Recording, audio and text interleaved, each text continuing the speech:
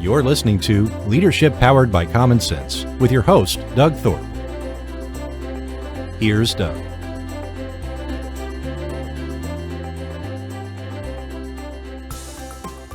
Well, hello again, everyone. You're listening to Leadership Powered by Common Sense. I am your host, Doug Thorpe, and today we are going to talk about the topic of leadership.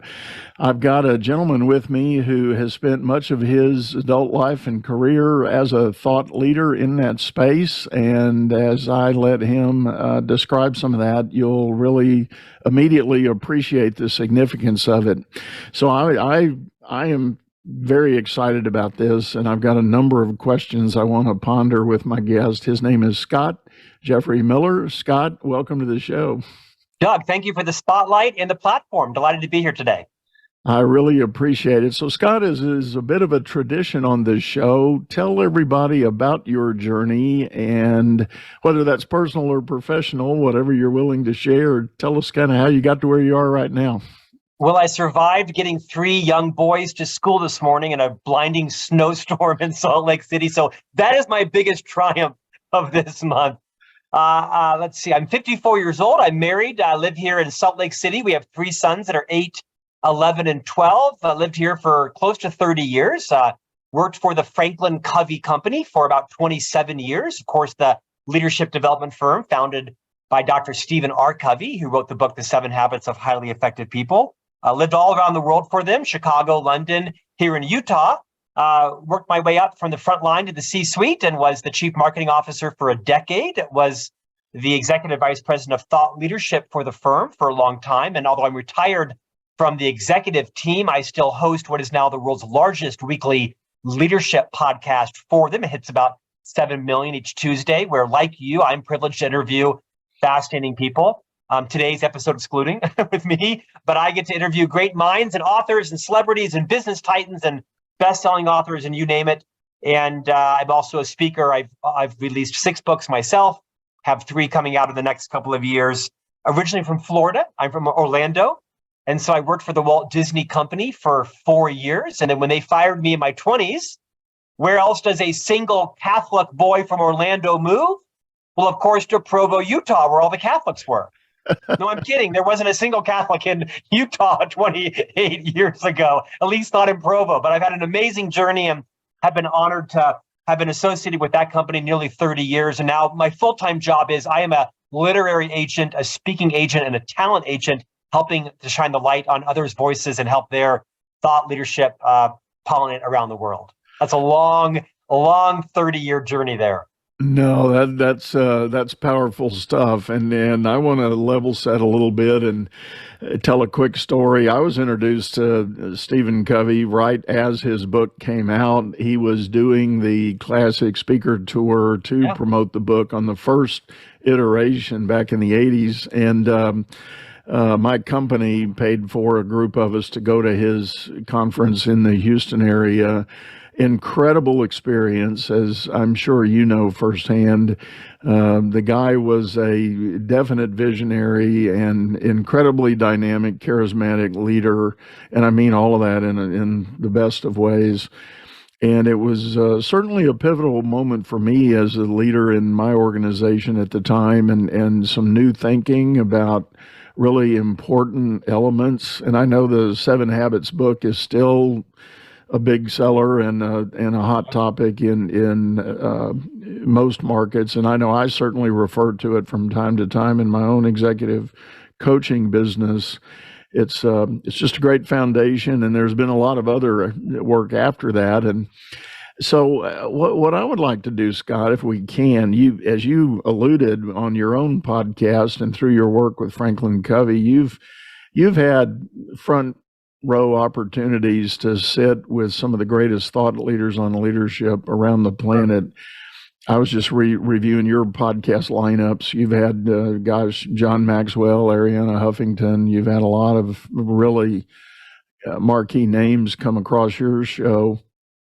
I want to start with a fundamental question. For all those years in speaking about leadership, what are some of the trends that you've seen emerge and change in leadership thinking for I'll call it the modern economy?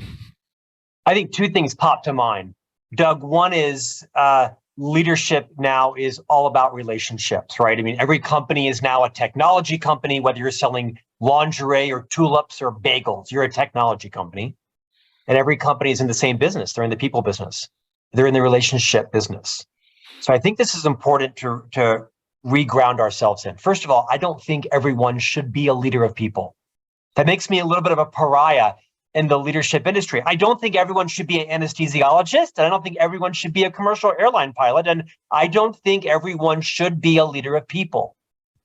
But if you are going to lead people, then you need to become expert at developing relationships.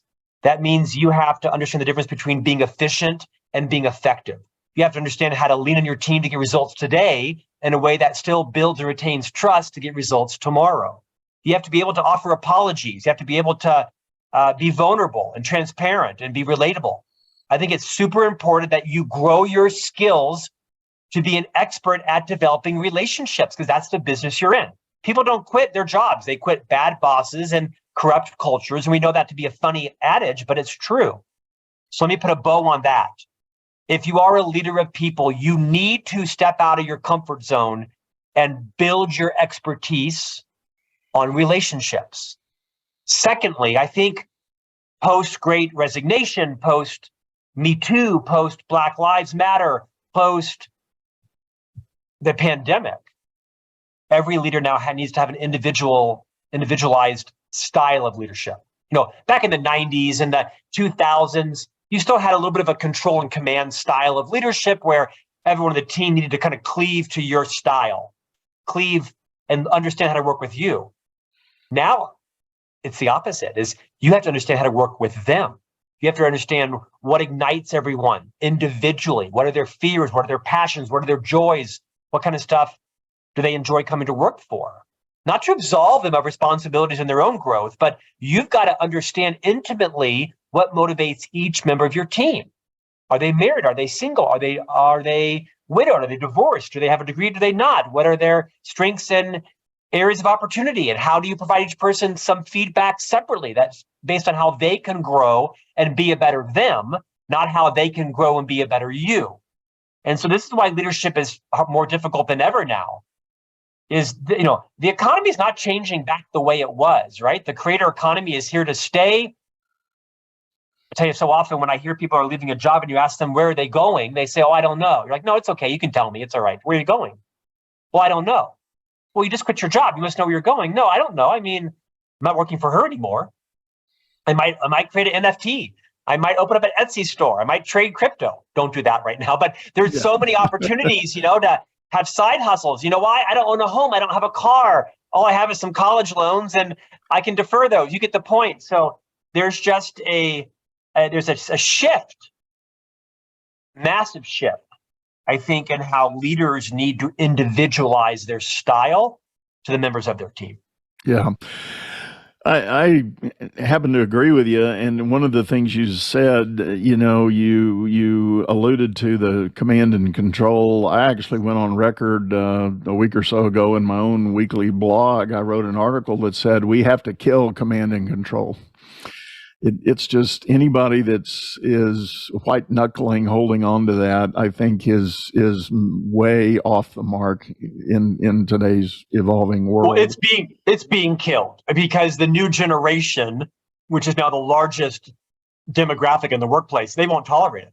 They'll just quit. Now, I don't think it's a case where you get on your knees and you meet every demand and every whim of every employee. Of course not, right? I'm not saying anywhere near that, but the leaders that are still clinging to command and control, they won't have to stop being that way because they will be stopped. They will be stopped. I do qualify my position with one scenario. I said there are definitely situations where command and control makes sense. If I need to go in for heart surgery, I want my surgeon in total command and control of that OR. I don't want people winging it or doing participative, collaborative decision making while I'm on the table. I want my surgeon to run everything. Well, I think also in business, there are times, not as your default style, right? I mean, at the end of the day, a leader's job is to set vision and strategy and to hold people accountable. Yeah. and to identify what behaviors you need to be exhibiting to deliver these results, right? I need this much revenue from you by the end of the quarter, period, or you can't work here. So there is absolutely standards that are set and need to be met. But when it comes to how you communicate them, how you build trust, how you develop relationships, command and control is no longer even viable. Agreed. And the other thing you said, and I got a feeling we're going to get to know each other and really like our alignment here. When you said not everybody's meant to be a leader, I actually love that theme. And here's my big bug, and I talk to my executive clients all the time about this. We have an incredibly weird tradition in modern business. We look at our organization, we see an opening slot for a team supervisor out on the front line, and what do? We pick the best producer, the highest perceived intellect on the team, best salesperson, best accountant, best technician, whatever, and we say, poof, you're the supervisor. And they begin a journey of struggling through, trying to figure out what that means. And if they succeed, guess what? They get promoted. They get made the unit head, and then the department head, and then the director of a region. And it's usually only at that point that they are invited to participate in some form of leadership development effort. And I know that there are companies with exceptions to that, but that's pretty rare in my observation. And more importantly, those poor people that have gotten on that journey, they hit a wall in the middle management career of the company inferring an expectation of strategic decision making, not tactical execution, but strategic thinking, strategic contribution. And that person who's never been taught what that is tries to double down on execution, and yet they're being told you're not cutting it as a manager. And they're going, well, why not? And as Marshall Goldsmith has famously said, what got you here won't get you there. And it becomes this double bind, and we see a lot of blowout and burnout at that middle management position after about 3 or 4 successful promotions. Beautifully said. I actually think it's even a more pervasive problem than you described. I think it's a cancer in most organizations, especially in technology companies, where the only way to get promoted is to increase your span of control and lead a team of 10. To your point, HBR did a research study about 7 years ago, and their research showed that the average age, Doug, someone receives their first promotion into a management position is age 30.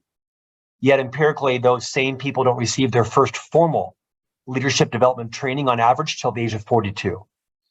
And that there's this 12-year gap where people are running, havoc across their organization, not because they're bad people or they're narcissists or they're sociopaths. Only 10% of the population are actually sociopaths. The rest of us are just, bringing the skills that we have and usually causing havoc in the organization. You're absolutely right. This problem that exists in companies is that we promote our top individual producers. You promote the most effective dental hygienist to be the lead dental hygienist, or the most creative digital designer to lead the creative department. And what happens is they get promoted and realize they have no idea what it means to lead people. Leading people is about having high courage conversations and giving people feedback on their blind spots and holding people accountable and terminating people and coaching them with difficult conversations. Not everybody wants to or is comfortable doing that. And what happens is, to your point, they get into these jobs and they realize, I hate this. Or they're told, you're not good at this. And what do? Do they then step back down to their position? No, they leave the company. Who wants to get demoted or demote themselves? They leave the company. And now you've lost your top individual producers and you've lost your leadership development pipeline. Instead of doing that, to your point, Doug, is when you've got an opening, say, hey, Doug, we think there's going to be a leadership position opening, and you've been our top salesperson for 12 quarters running. You're crushing it. Doug, I have a conversation with you about what it might be like if you were to ever move into a leadership track. In fact, Doug, let's draw a T chart here. On the left-hand side are all the things you do extremely well as an individual producer. There's like boom, boom, boom. These 9 things you do really well. congratulations. I mean, you're crushing it over there. And Doug, let me just tell you, of these 9 things, 7 of them you'll need to cease doing immediately if you move over into leadership, because those things won't serve you well leading people. And by the way, Doug, on this side of the T chart, here are 8 or 10 things you're going to learn to need to do pretty quickly. My sense is you probably will assimilate well into 2 or 3 of them, but 6 of them right now, I don't think you've been asked to do, but you're going to have to fundamentally change some things. And you get the point, right? Those conversations need to happen long before you promote someone to become a leader. Give them a real heads up of what it means. Yeah. I tell the story a number of years ago. I was invited to come in and join a large construction and engineering company, global brand, and they had a workshop for first-time managers. Well, this is, you're talking about the producers that are coming up to this level are all engineers by trade and schooling, high performance engineers, and now they've been tasked to be managers. So the company had a prescribed program they wanted delivered, and they asked me to come do it. So I was going through the book, and we took a break at about the 2-hour mark, and this line formed at the podium. And I figured, okay, I've done this before. Questions here, questions there. The first guy says, "I don't want to do this. What you just talked about the last 2 hours, I don't want to do it. I want to be an engineer." You gave him a huge gift. And I said, here's where I said, okay, that's going to be a bigger question than I can answer right in this break period. Why don't you step over here? Let me take the next person. I know where this is going. The line stayed the same. They just all moved 2 feet to the right, right? And I got on the phone to my contact back at headquarters, and I said, "Houston, you got a problem." I know. Doug, I love that story because I think if I had to ask someone one question to determine whether or not you should lead people, it would be something like this. Do you take delight in the success of those around you? Do you find joy and validation than those even beneath you, such that they might even pass you in title, in income, in fame, and in credit? And if you don't, that doesn't mean you're a bad person. That means you're a person. It takes a unique kind of person that really takes delight in the success of those around them.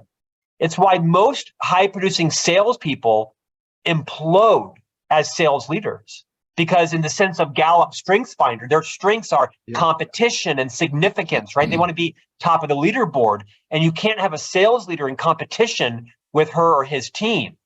I fell into that trap. I was the top producer in my division for many years and got promoted, and I lacked the maturity, quite frankly, to take delight in the success of those around me. It didn't mean I was a bad person. It meant I was a bad leader, quite frankly, and had to grow into it.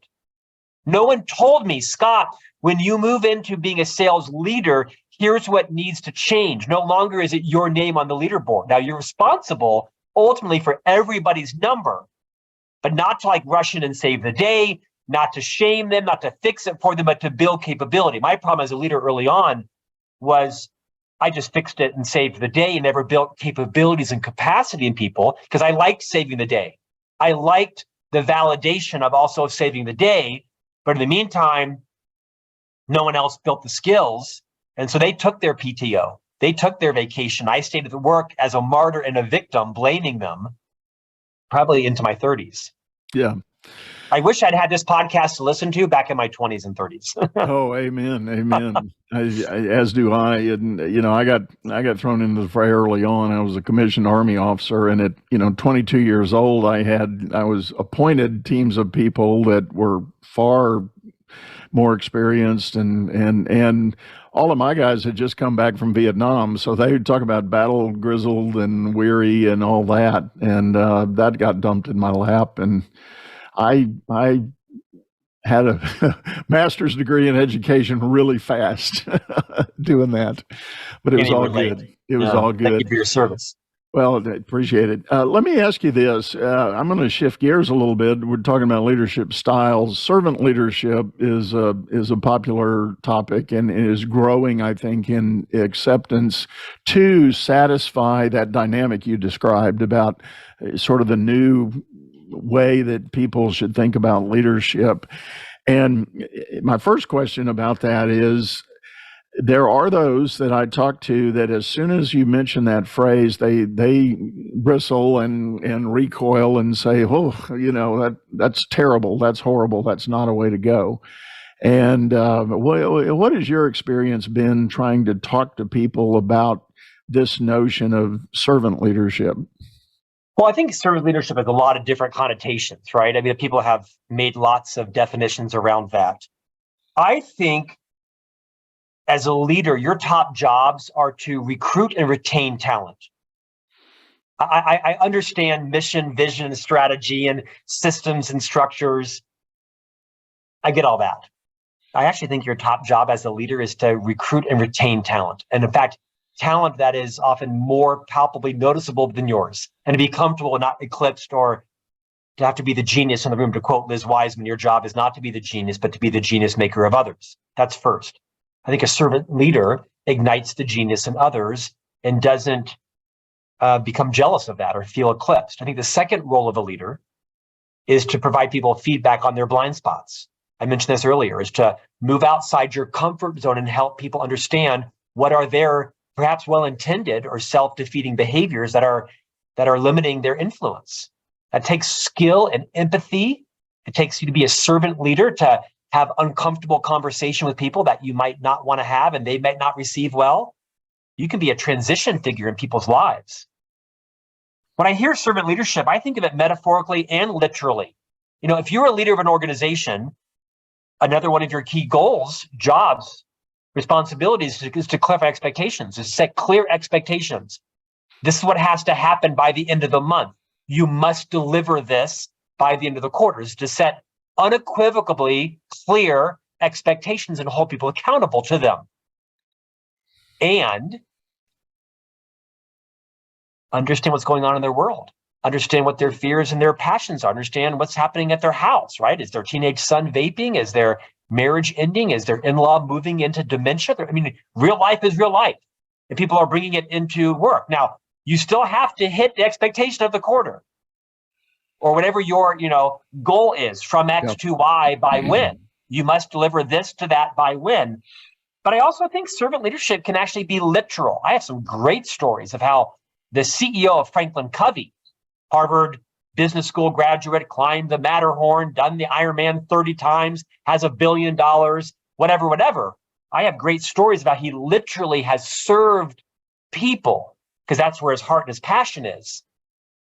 And then when he's done serving you breakfast, genuinely, we'll have a meeting to discuss where you are against your deliverables for the quarter. And those two things don't matter to each other. They're separate things, right? One is not a manipulative technique to butter you up for a high courage conversation. No, those are completely separate things.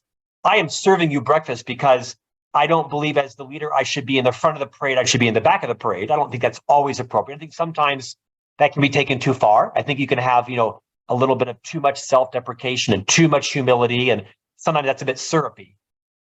But generally speaking, I don't find fault at all with the concept of servant leadership. Yeah. No, neither do I. And I've got a very good friend. We were actually college roommates. He retired as a brigadier general in the Army, and we did a show a number of years ago, and we were talking about that. And he said, Doug, stop, think about it. They call us service members to be in the military.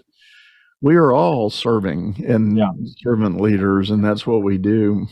So I, even having done it myself, I thought about that, and I had not had that revelation about it, thinking about it, but that's exactly the heart of it. Yeah, I don't think you being a servant leader means you're subservient or you're there only in service of, right? I lead a team. I had a very high courage conversation with the person this morning and said, hey, your lack of thinking through that problem just cost me $2,400. I got to write a check today for $2,400 because you didn't ask 2 more questions. And I had a real high courage conversation with him about that, to say, hey, you keep asking me, are there more things you can do to contribute? And I keep saying to you, you need to be really thoughtful about this. So we role played some coming projects he's working on. And I didn't want to take that extra 10 minutes role playing this, but in service to him from my own experience, I did just that. Literally, as I'm getting ready to write a $2,400 check out of my pocket because of a mistake he made, Christmas time, right? Would have rather spent that on some champagne or toys.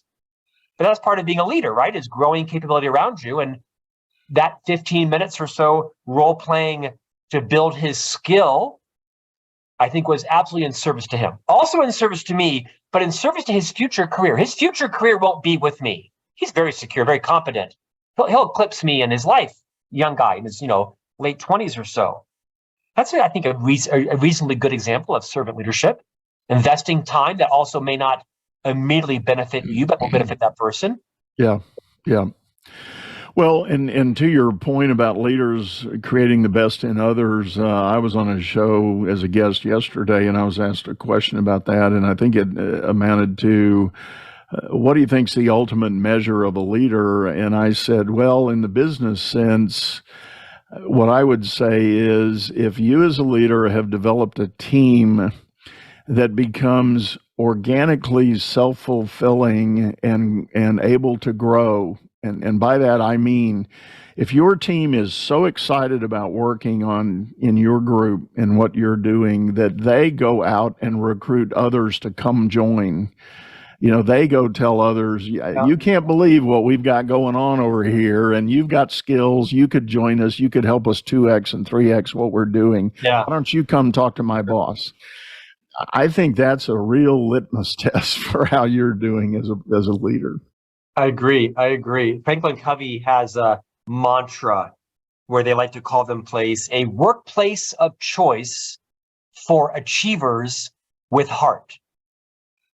And I think it's a good not their mission, but it's kind of their mantra. Nicely said. Yeah. Well, Scott, I'll tell you what, I think it's time for us to take a quick commercial break as we are known to do. So folks, hang with us. We've got a lot more to unpack and share with you. So we'll be right back. Business is all about solving complex problems as fast as you can create them. Become the best problem solver by leading others to greatness too. And the first step is going to DougThorpe.com. Doug Thorpe is known globally for coaching entrepreneurs and business leaders, improving their performance and the work output of everyone surrounding them. You can find health, wealth, and happiness by learning to lead others to health, wealth, and happiness. Go to DougThorpe.com now and order Doug's books or hire him to coach your managers. That's DougThorpe.com. All right, everyone, we're back. You are listening to Leadership Powered by Common Sense. Today, I'm talking with Scott Miller.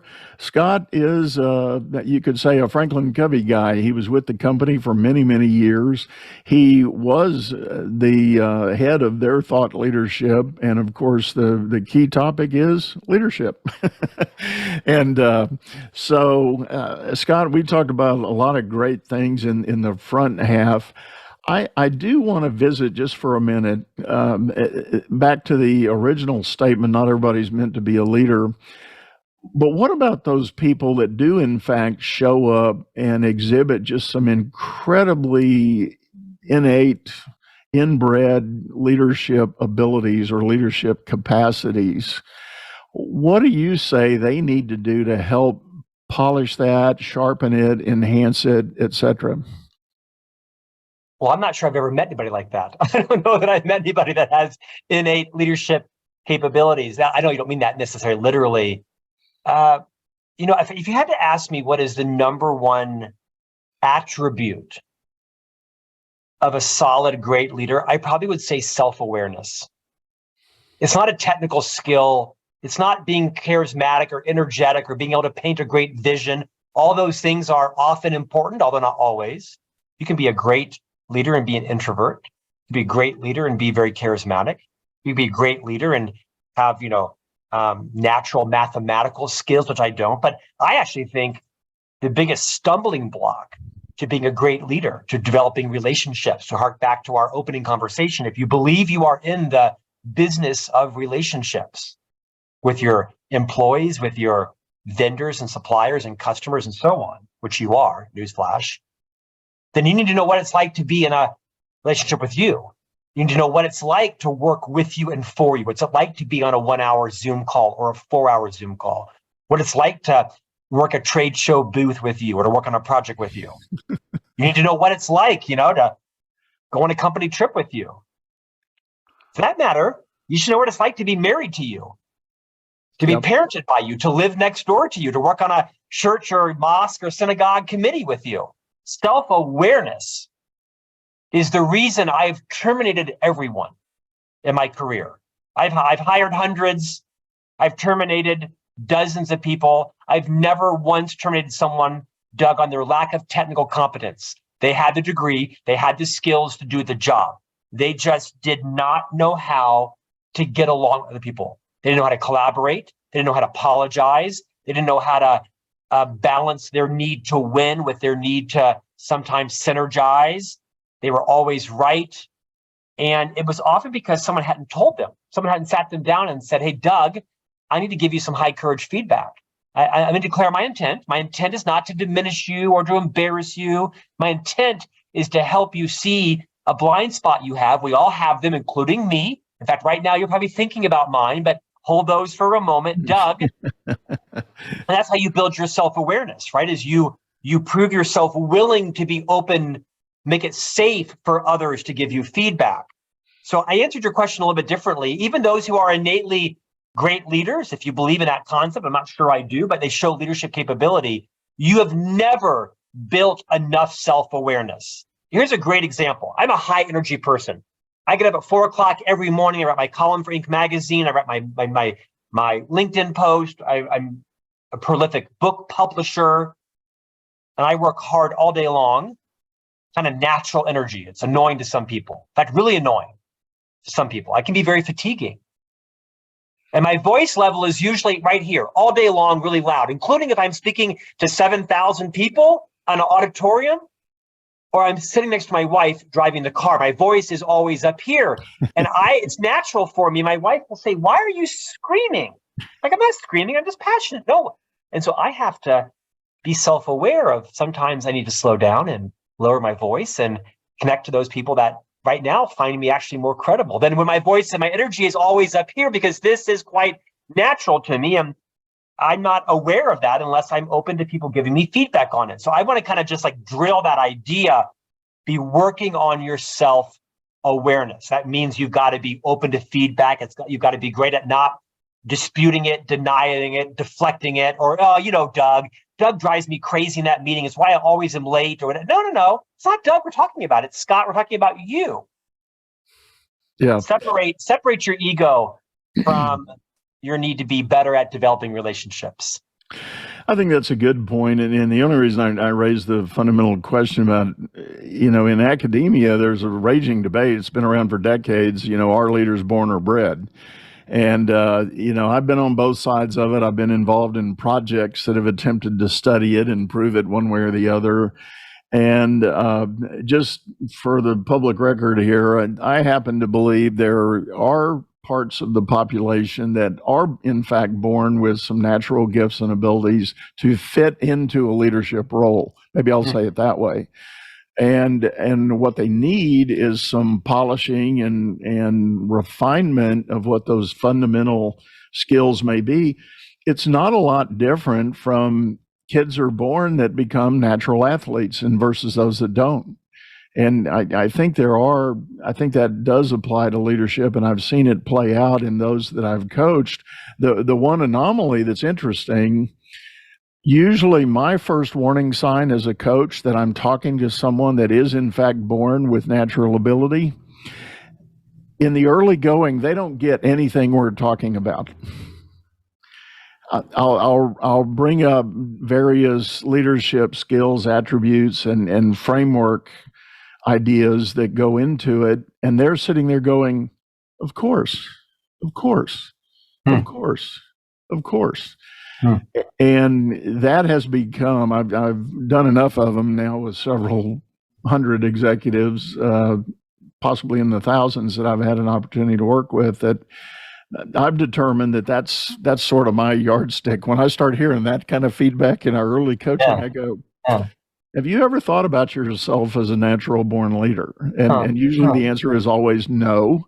So it's interesting you bring up the awareness question, because part of what I have to do is actually get them to celebrate what it is they've already got in their toolkit.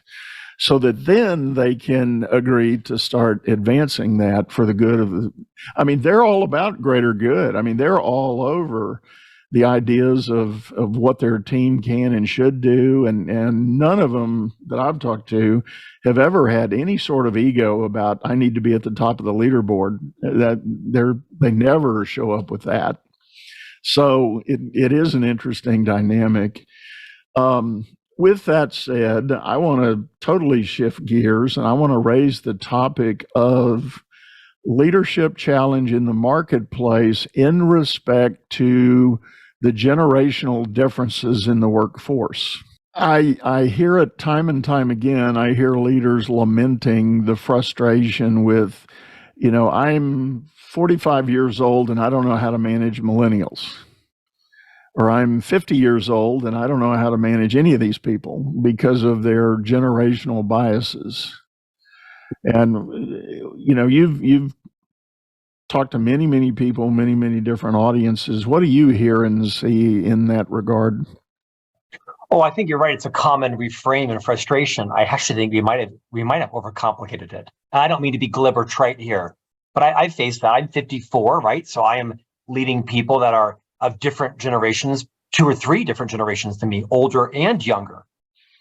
It comes down to a couple of fundamental principles, right? One is, do you care about the person? 2, do you have a curious mindset? Do you have a growth mindset? 3, do you realize that you aren't always right? 4, do you realize that your experience may or may not be relevant anymore or as relevant as it was? 5, are you mentoring them? 6, are you being open to being mentored by them? 7, are you willing to recognize that not everybody buys their shoes at Cole Haan and has them shined in the airport and replaces the laces twice a year? Some people think that Birkenstocks are shoes. And so really it's about, understanding, are your values their values, and do you have to impose your values on them? And so I would probably have a conversation with myself around the facts are the facts, and my opinions and my experiences, my feelings are these. And let's not conflate my feelings with facts. Does it really matter what this person wears to the office? It may well matter for your brand. Yes, I've had lots of conversations around what is and is not appropriate footwear for the office, especially on days that clients are in. I have to really understand, does it really matter where you sit physically? Just because I was raised, you didn't come to work at Disney at 8:01 and you didn't leave your cubicle with your jacket off, right? These are things I was taught, deeply inculcated belief systems around what it meant to work. Now, I have people that work for me that are in Dallas. It was tough early on. These people run circles around me. It takes them 30 minutes to do what might have taken me 3 hours to do. And I have to change my mindset. I have to recognize that a leadership competency is nimbleness and agility. Does it have to be my way? Are there not different ways to get to the same issue? At the same time, this person this morning cost me $2,400 because they didn't think through the problem properly. So I think at the end of the day, Doug, when you're leading people of different generations, you got to really ask yourself, why am I clinging to this? Why is this so important to me? Is it because of my own insecurity? Is it because this is the way I learned it? Is it because this is what my world is and I feel comfortable and safe with this? And by the way, there are some things as a leader that you can prescribe, right? Here is our sales reporting pipeline. Here's the criteria for grading someone an A or a B or a C, right? And here's the close ratio and here's your goal. And these things are not open to interpretation because this is how we manage our forecasting pipeline process. Yeah. Birkenstocks, bring them on. I hate them, but if you got to wear them, it's fine. But here's our forecasting process. Now, if someone comes in and says, hey, Scott, can I ask you some questions about your forecasting process? Sure. So I am sure you didn't just think this up last week. Can you tell me why this is the process? And can I ask you some questions around, would you be open to this experience on it? Yeah, I'm open. Talk to me about it. At the end of the hour, ask yourself, would this allow them to forecast more accurately? Or is this the way that allowed me to forecast more accurately 20 years ago or such? And in some cases, I'll hear someone out and say, I appreciate that. Thank you. There are some things you are not aware of. You work at 6,000 feet. I work at 60,000 feet. And there are other things that you may or may not be privy to as to why I'm going to continue to have this be the forecasting process. I'm going to ask you to extend the same courtesy to me that I just extended to you, which is to assume that there might be some things that I'm aware of that you are not aware of, you are not on a need-to-know basis, and I am on this topic, please continue to come back in my office and share ideas. And I'll tell you, here's some good advice. I will probably have more credibility in considering your ideas in correlation with you continuing to hit your quarterly deliverables. Keep crushing them, and I promise you I'll continue to be open to your ideas. And then do. Now, that might have been a diatribe, but I think a lot of issues can be resolved with, as the leader, really asking yourself, what's dying the sword and what's not. Pick your, you can win the battle but lose the war. And a lot of people lose or win the battle. The battle is the issue, but they lose the war, which is culture and influence and trustworthiness and having people not be afraid to come to you, having people not be scared about your response. I hope that was helpful.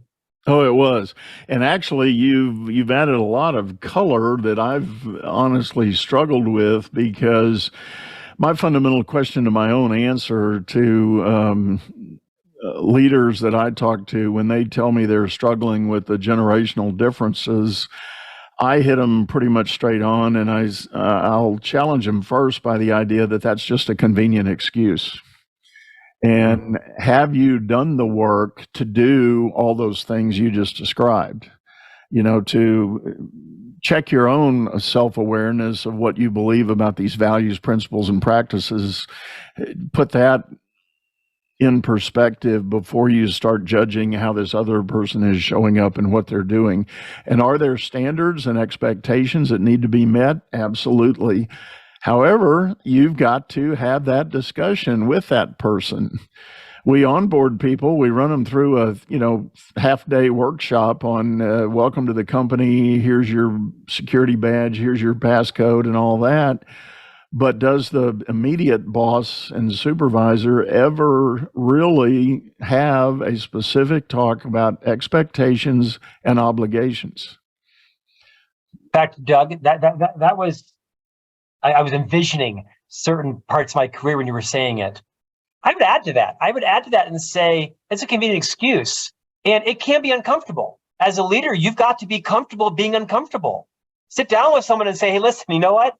There's like 35 years between us, and that doesn't make me better or worse than you or vice versa. We both have skills. We both have, talents. By the way, the younger generation is the most educated generation in the history of mankind, and so you have to appreciate what their education is as well. And I think sometimes it's just best as a leader to say, hey, can I ask you a question? Or can I just share something? I'll bet you I'm hard to relate to. I'll bet you it's hard for you to relate to me. And I'll be in all honesty, it's hard for me to relate to you. But I think what's going to make your and my careers work well together is our ability to forgive each other. We're going to say things that get lost in translation. We're going to have different references culturally and socially. But you know what? I'm going to forgive you. I'm going to ask you to forgive me. I'm going to assume good intent. I want you to assume good intent with me. I want you to, feel like I'm inherently smart. I'm going to feel like you're inherently smart. And let's laugh about it. When we're talking at each other, let's just call it out and laugh about it. Now, you can do that without minimizing your positional power and influence, right? You're still the boss. You're not the buddy. You are the leader.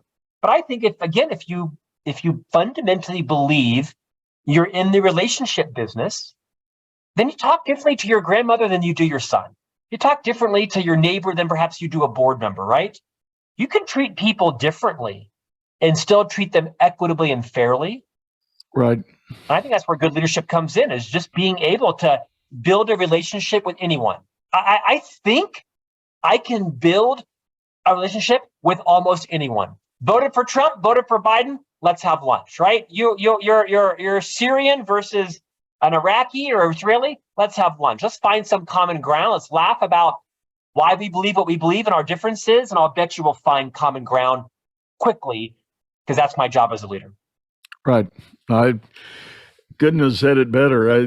That's such a powerful thought. And I've left you speechless. I've got you have. Hardly. I got so many other questions crashing together. It's not easy, right, Doug? It's not easy. I'm not an expert in relationships. I'm actually an introvert masquerading as an extrovert. I hate small talk. I hate cocktail parties. I hate bars with loud music. I hate it. I hate it. I hate it. But I'm in the relationship business, so I have to move outside my comfort zone. And sometimes I say, oh my gosh, I hate the corporate Christmas party. I hate it with the 4 guys dancing and the tight suits up there and the jokes. Like, I want to crawl out of my skin. Okay, it's 90 minutes once a year. I got to put on a good face. I can joke about how much I hate it. Everybody knows I hate it. I think sometimes it's important for leaders to say, can I confess something to you? I think it's important for leaders to say the following. Let me confess something to you. I know that part of my job is to build relationships. And quite frankly, I'm not great at it. I admit it. I can be socially awkward. I can be overly talkative or overly quiet, whatever your excuse is. Just say that to your people. Just say, I know I'm in the relationship business. I'm not an expert at it. Some of you are. What I am expert at is this, this, and this, and that's why I am in this position. But so I'm going to ask you, if you ever find a time where you're confused about something, or I seem like I'm creating something into an urgency that isn't because I love the adrenaline, whatever it is, just come and talk to me about it, and we can have a conversation. I might deny it. I might admit to it. I might admit to it 4 seconds later than you want me to, or 4 minutes, or 4 days. We're all humans. I think those kind of conversations, they breathe such transparency and vulnerability and authenticity. Everyone wants to work for a boss that says, I know I'm supposed to be great at developing relationships, but it's not my strength and I'm really working on it. So I might need you to forgive me sometime. Everyone wants to work for that person. I agree. And there is one last topic I want to get into with you, and that is the leader's role in creating clarity. And here's my premise. Oh, wow. I've started arguing or making the case, arguing is not the right word, but I've started making the case with my executive clients that for all the many years I've been in the work world, and I know there's thousands of stories about the employee that was just way off in the bell curve and they had a bad attitude and bad motivation, etc. But the vast majority are not that. So here's my premise. I think if you've done a reasonably good job hiring your people, and I know that's a big if, but most get pretty good at it eventually, that person you've hired comes to work wanting to do the right thing. As one person recently said, nobody wants to show up and suck at their job. They want to do the right thing. So it's the leader's role to create clarity, define what the right thing is, define what a win ought to look like, help keep that clarity in front of your employee. If you do not, or if you overcomplicate the situation, another famous quote is a confused mind says no, your employees are going to freeze.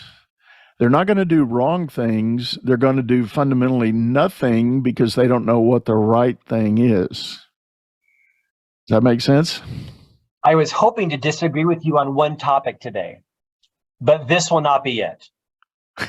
Because nearly all, if not all, conflict in life comes from mismatched or unfulfilled expectations. And as a leader, you have to have an obsession with this, right? It's clarifying expectations, exactly what that means. You might even need to use different words. You might need to say it over and over and over and over again. And then when you're fatigued, you might be halfway there.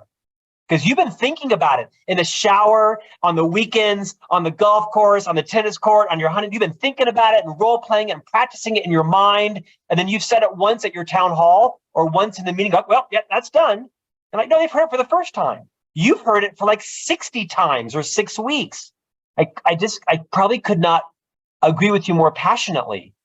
Nearly all, if not all, conflict in life comes from mismatched or unfulfilled expectations. You thought they were going to do this and they thought you were going to do that.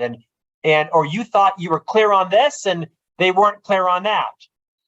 And honestly, as the leader, your job is probably to just pedantically over-clarify. In fact, what I often do when I'm setting a goal that is not open to interpretation, we will deliver $600,000 of EBITDA in the fourth quarter to the CEO, whatever it is. And I'll lay out the strategy. I'll then go around the room and say, hey, Micah, I want you to repeat that goal back to me. Use your own words, but I want you to repeat it back to me. And sometimes they'll say it even more beautifully than I would. Or they'll say something else. No. Actually, no, it was, we're going to keep the SG&A to 48 million. That's important because if our SG&A is high and our gross margin, you get the point, right? This is important, guys. We cannot overspend this budget or whatever it is. We go around the room and I say, is anyone got any confusion? I'm not debating whether or not the goal is the goal. The goal is not negotiable. This is the time. I got an hour. I got 2 hours. Let's talk about it. Who's got some problems? And let people surface them. Well, Scott, that goal's way too high. How did you possibly negotiate that goal? Okay, well, thanks for sharing that. I appreciate it. Rather you tell me now than tell me 2 days prior to the quarter the goal was too high, right? Let's talk about that. Why do you think it's too high? What could we do? How can we fill in the gap? What should our gap closure plan be? Whatever the goal is. Clarity right up there with recruiting, retaining people, and giving people feedback on their blind spot. If someone is confused about what you've said, that's about you, not about them. Yeah.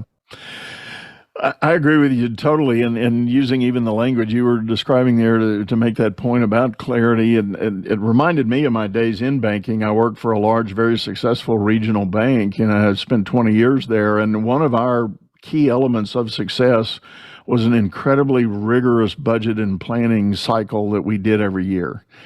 And and there were a lot of those kind of discussions. Gee, boss, that seems too high or too strict or too this, too that. But at the end of the day, we all had clarity. The book got closed. We said, this is the mark. This is where we're going. And very long story short, guess what? Our bank ran off 64 consecutive quarters of earnings growth. Whoa. 16-year track record. Did we suffer some economic downturns? We're in Texas. We had oil bust. We had real estate busts. S&L crisis. Yeah. We had booms. We had all kinds of things during those 16 years. But our plan made us successful. Wow. And if you're going to improve earnings, you've got to have a more aggressive plan in the next cycle. It's the basic math. There's no other way around it. I know our time is up here. One of the big takeaways I have of a decade plus of mentoring under Dr. Covey was this idea he used to call use your R and your I. Use your R and your I, your resourcefulness and your initiative. I teach it to my 3 sons all the time. Okay, we've got to hit, 4 million in what gross top line revenue this month. And we talk about what our plan is to get there. Maybe we have a plan to get to 3.2 million. We have a gap of 8 million or 800,000. I'm throwing numbers out. My point is now we'll spend an hour or 2 hours using our resourcefulness, our initiative to figure out how will we build a pipeline of 1.5 million so that it nets out to 800 grand. That is our deficit, right? How do we have a plan A and a plan B and a plan C? And what are all things we could do ethically and legally to have a cushion there by using our resourcefulness and our initiative? And that has allowed me, I think, to gain much of the success I have in my career is just taking insane responsibility for my own commitments, making and keeping commitments, and constantly teaching others, and even challenging myself to use my resourcefulness and my initiative. It's been a huge gift Dr. Covey gave me. That's amazing. Well, Scott, we are out of time. You're correct. And thank you 1,000 times over for sitting in with us. I always like to ask my guests, tell folks how they can get a hold of you if they're interested in either subscribing to a list or learning more or whatever. Well, I'm hard not to find. I'm on every social platform, TikTok, Instagram, YouTube, Facebook, LinkedIn. You can visit my website, scottjefferymiller.com.